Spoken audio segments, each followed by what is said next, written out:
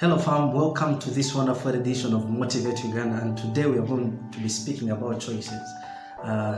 You've seen this week from Monday we've been posting about choices, and we know it's a higher time that maybe we speak about choices. Today I want us to understand deeply what choices mean, and Google says choices is an act of choosing between two or more possibilities, and again a range of possibilities from which one may be chosen. A good choice is a decision that keeps you heading in a direction which you want to go. A bad choice is again that one that makes you flop down from where you want to go. Speaking about choices, it brings us to a certain understanding that every day of our lives, you wake up and make lots of choices, thousands and hundreds of choices. Every day you wake up, if I wake up, this is the program I have. Either it is a bad program or it's a good program, and all those are choices. It keeps you moving for the entire day, right? Today, as we speak about choices, there's a story I want to tell you. I found it via the internet, and this story was between a man like me or you and a beggar. A beggar came asking for food, and this good person said, come from the back door, I'll give you some food. The beggar waited as the man brought him stale food, the leftover food. And this person told the beggar, before you could eat this food, let's pray together. And he told him, repeat after me, our Father. And the beggar said, your Father. The man said again, our Father. And he said, your Father. He said it the third time, our Father. And he said, your Father. It irritated him. He asked him, why are you saying your Father when I say our Father? And the beggar told him, if I say our Father, it means that me and you, we are brothers.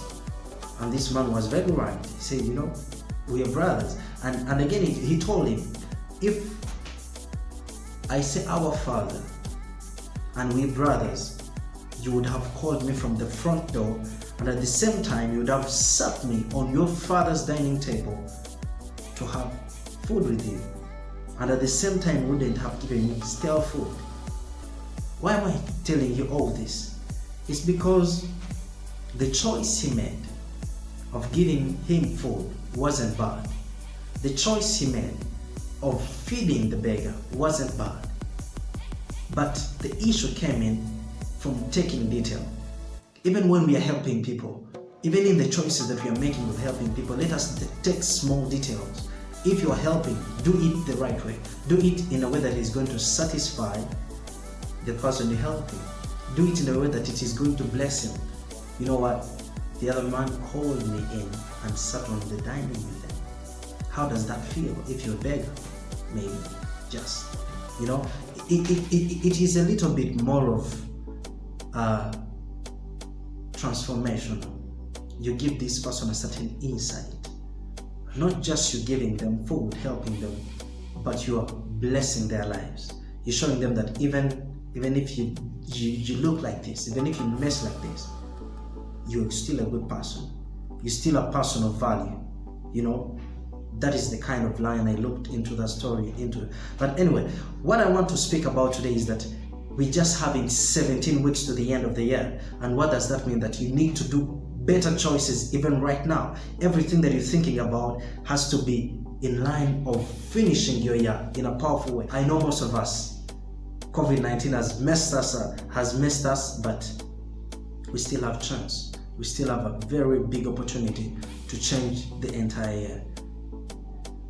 Let us just keep hopeful. Just make right choices even in these 17 weeks that are remaining, and God is going to surely bless you. He's going to surely change your life, and He's going to surely give you all that you need. We love you. Motivate Uganda.